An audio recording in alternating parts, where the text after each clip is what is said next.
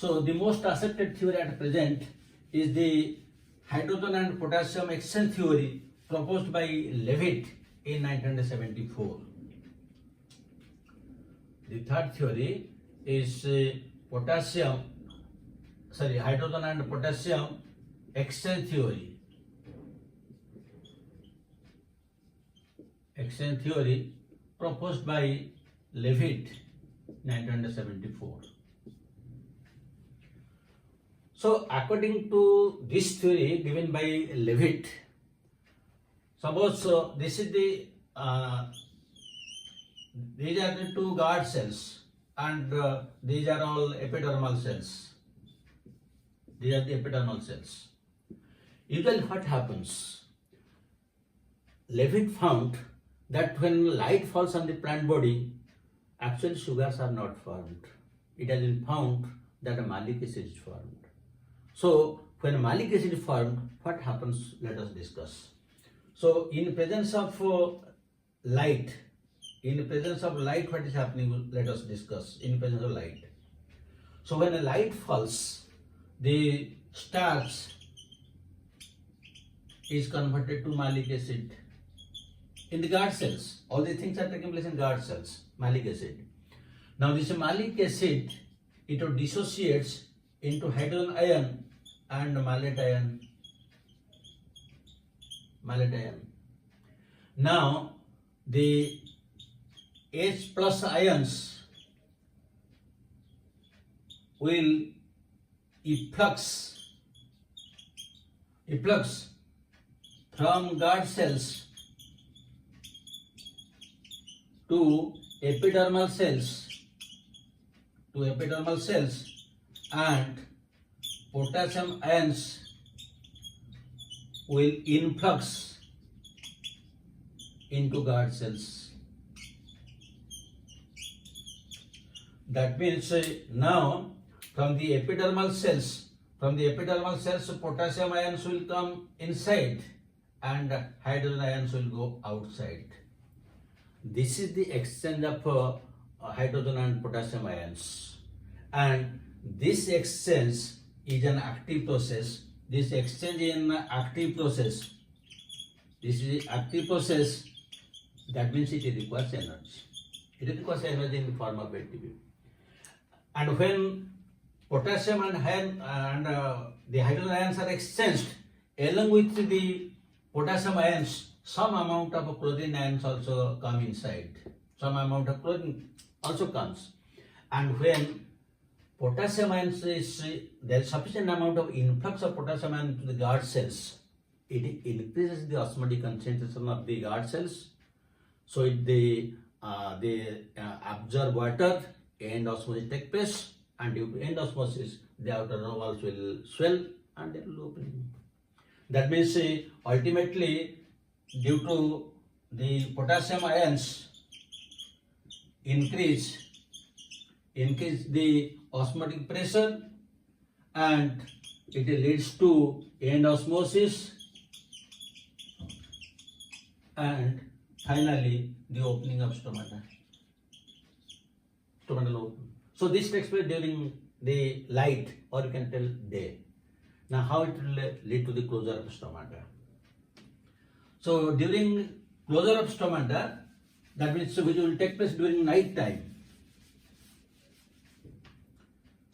So during night time, what is happening? Let us discuss.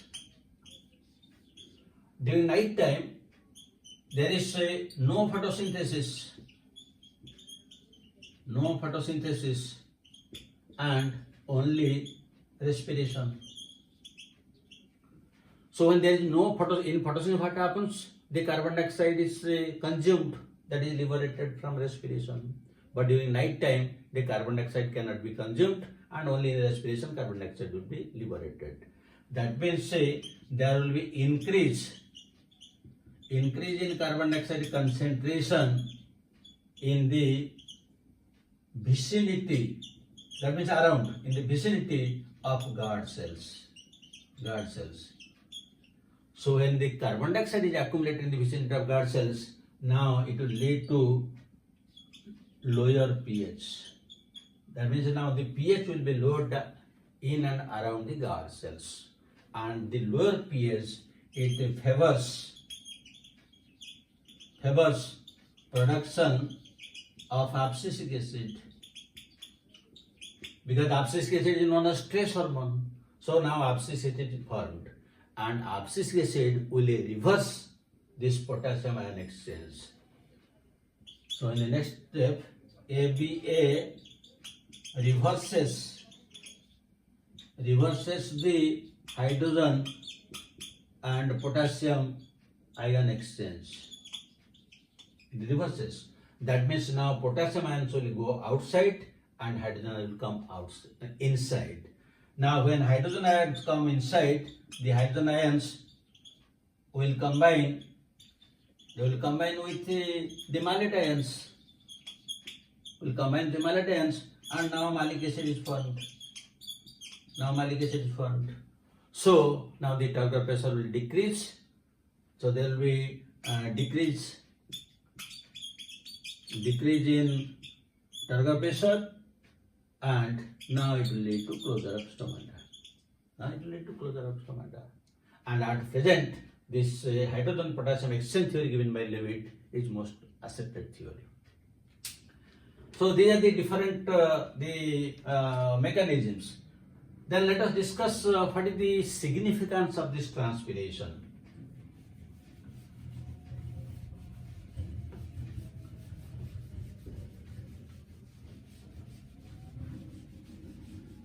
Also, we can have some idea regarding how the stomatal pore opens in case of scotoactive opening.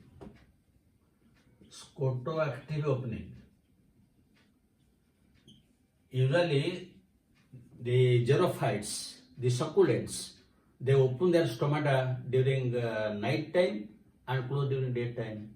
So what happens usually during the night time? During night time, usually the sugars, they incompletely break down to malic acid. Formed. Now when a malic acid is formed, now it will behave according to Leavitt's theory that we have discussed. Because we have discussed that the malic acid will dissociate. So now the same thing will happen, and during night it will open. During daytime, what will happen? During daytime, when there is a light, now the malic acid will break down to carbon dioxide and water. Now carbon dioxide is formed, so it will lower the pH, and abscisic acid will form. So then it will reverse like that of the Leavitt theory we have discussed. That is why, since this theory is applicable to all types of plants, that is why this is most acceptable theory. Now let us discuss regarding the significance.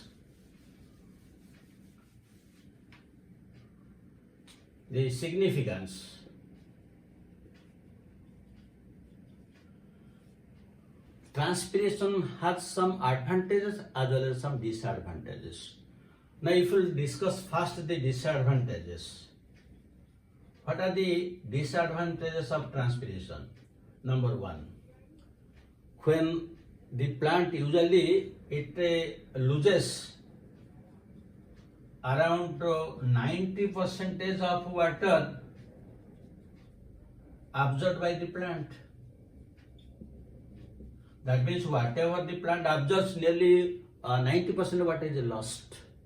And thereby what happens? For this, so many mechanisms is involved. Besides the groundwater level decreases. And when the groundwater level decreases, what happens? You are aware of it. Then the third point is, to avoid transpiration, the xerophytes, they develop several modifications, where there is a sunken stomata, where the leaves are modified to spines, where the stem is modified to phylloclade. All these modifications are only to avoid transpiration. So modifications of some plants. So these are the disadvantages. Now if we come to the advantages. So what are the advantages? Number one, due to transpiration, absorption of water takes place. Absorption of water, because of more than 90% of water is absorbed through passive method, and that is through transpiration. Similarly, absorption of the minerals. Number three, transport of water and minerals. The upward movement of water and minerals, that also takes place due to this transpiration, so it is beneficial. The fourth point is cooling effect. Cooling effect. That means when a transpiration is taking place, what is transpiration? It is evaporation of water from the surface of the leaf. And you know that evaporation gives a cooling effect. That means in hot summer, when the temperature is very high, you will find that below the plants you will feel very cool, because evaporation gives a cooling effect, and the temperature of the plants decreases by 10 to 15 degrees centigrade. So much of temperature is usually decreased. So these are the advantages, and these are the another disadvantage also you can write. When there is more transpiration, it leads to wilting. That means the leaves will droop down. So these are the disadvantages and these are the advantages. Now the question arises, since it has both advantage and disadvantage, whether it is necessary for the plant or it is evil for the plant. Now we can conclude that both. It is necessary because without transpiration this cannot take place. It is evil because these are the disadvantages. Then why the plant is not avoiding it? It cannot avoid. Because the anatomy of the plant is such that its stomatal pores are meant for gaseous exchange, not meant for transpiration. But when daytime they are open for gaseous exchange, for photosynthetic respiration, natural transpiration taking place. It cannot be avoided. That is why we can conclude that transpiration is unavoidable, necessary, evil. It is evil, it is necessary, and it is unavoidable.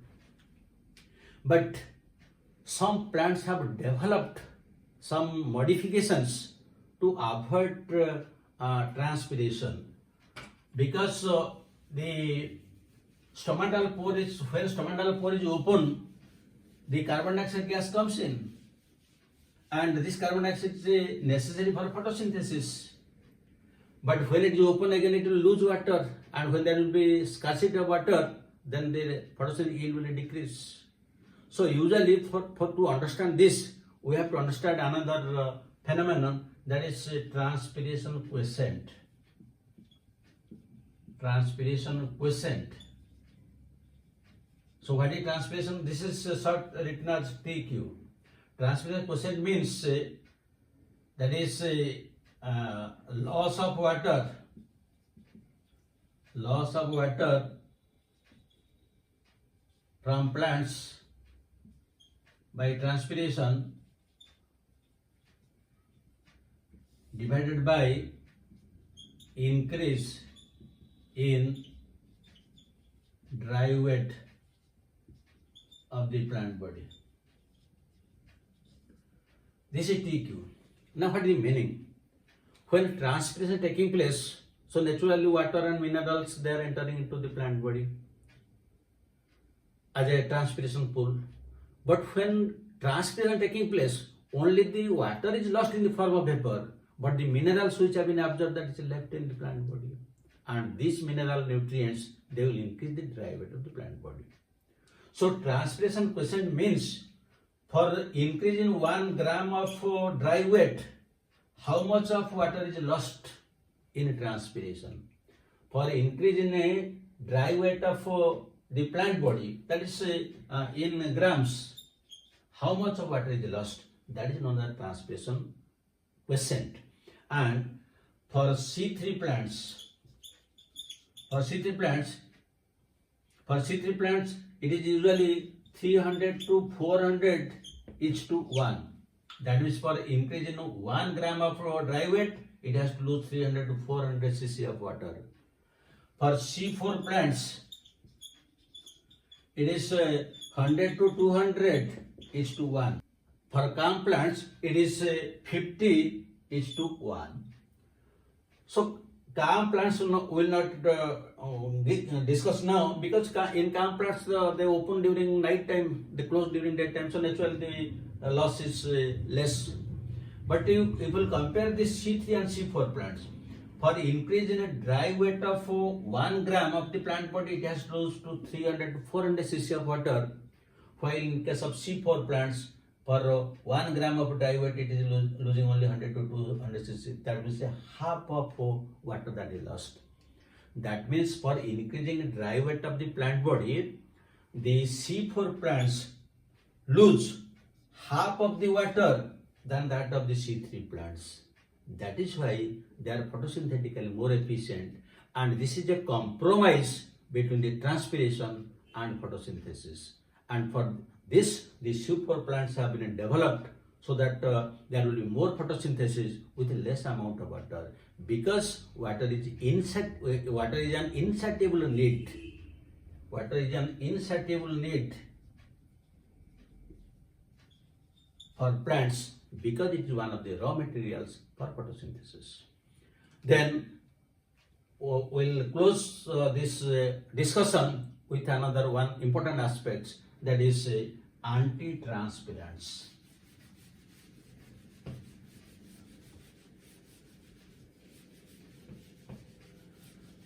Now, what is anti-transpirant? Anti-transpirant means any substance when applied to the leaves where much transpiration takes place, that will reduce or inhibit the transpiration. So they are known as anti-transpirants, and these may be metabolic or they may be surface adherents.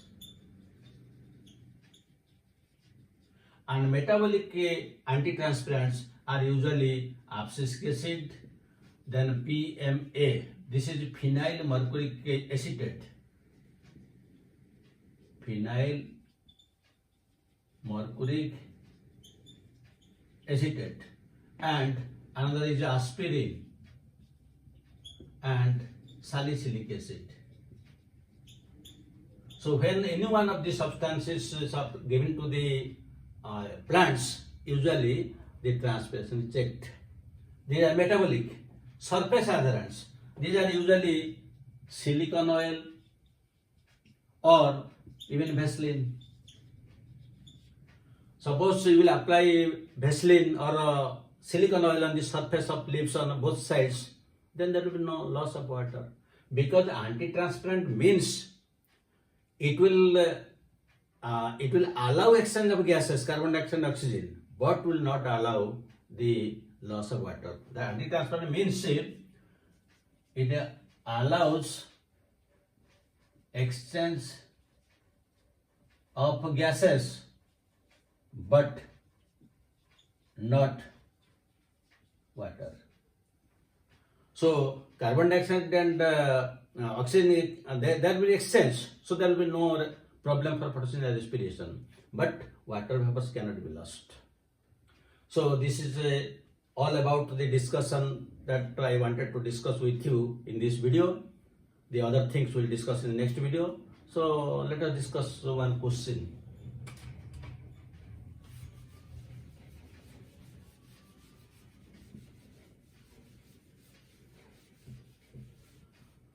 So one question, very good question is, 3 leaves A, B, C were taken and applied with Vaseline. So how the Vaseline was applied? In A, both 3 leaves of I can take apple plant. A, B, C were taken and applied Vaseline as A, in A leaf on both sides, in B leaf on lower surface, and in C on upper surface. Now the drying sequence of leaves will be A choice. What will be the drying sequence? One is A, B, C. That means first A, then B, then C. This is one choice. The second choice is B, then C, then A. Then third choice, C, then B, then A. Then another choice we can write, it may be B, then A, then C. These are the choices. So now I have explained very clearly, and this is the leaves are taken from the apple plant. You will be able to answer these questions. So thank you very much for watching the video. God bless you. Have a good day.